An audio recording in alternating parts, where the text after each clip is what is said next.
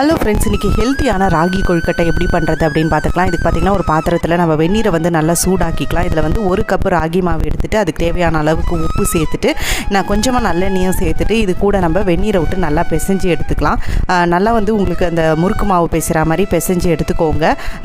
பிசைஞ்சிட்டு அதுக்கப்புறமா அதை நம்ம குட்டி குட்டி பால்ஸாக உருட்டி எடுத்து நம்ம எப்படி கொழுக்கட்டை பண்ணுவோமோ அதே மாதிரி உருட்டி எடுத்துக்கலாம். இப்போ பார்த்திங்கன்னா இந்த கன்சிஸ்டன்சிக்கு நான் நல்லா பிசைஞ்சு எடுத்துட்டேன். இது வந்து ஒரு 10 மினிட்ஸ் ஊற விட்டுட்டு அதுக்கப்புறம் நீங்கள் இந்த மாதிரி உருட்டி எடுத்திங்கன்னா உங்களுக்கு வந்து நல்லா ஷேப் வரும். இந்த மாதிரி எல்லாத்தையுமே உருட்டி எடுத்துகிட்டு நம்ம இட்லி பாத்திரத்தில் இப்போ வேக வச்சு எடுத்துக்கலாம். இது வேக வைக்கும் போது பார்த்திங்கன்னா கலர் வந்து நல்லா டார்க்காக சேஞ்ச் ஆகும். உங்களுக்கு ஒரு 15 மினிட்ஸ் வேக வச்சிங்கன்னா சூப்பராக இந்த மாதிரி ரெடி ஆகிடும். இப்போ ஒரு வானிலையில் நம்ம எண்ணெய் விட்டுட்டு கடுகு, அதுக்கப்புறம் உளுத்தம்பருப்பு, அதுக்கப்புறம் பெருங்காயம் இதெல்லாம் போட்டு தாளிச்சிட்டு நம்ம வச்சுருக்கிற இந்த கொழுக்கட்டையும் போட்டுட்டு மிளகா பொடியும் தூவி மிளகா பொடி போட்டு நல்லா பரட்டிட்டோன்னா சூப்பரான கொழுக்கட்டை ரெடி. இந்த வீடியோ பிடிச்சிருந்துச்சுன்னா மறக்காம நம்ம சேனலை சப்ஸ்கிரைப் பண்ணிக்கோங்க. Thank you friends.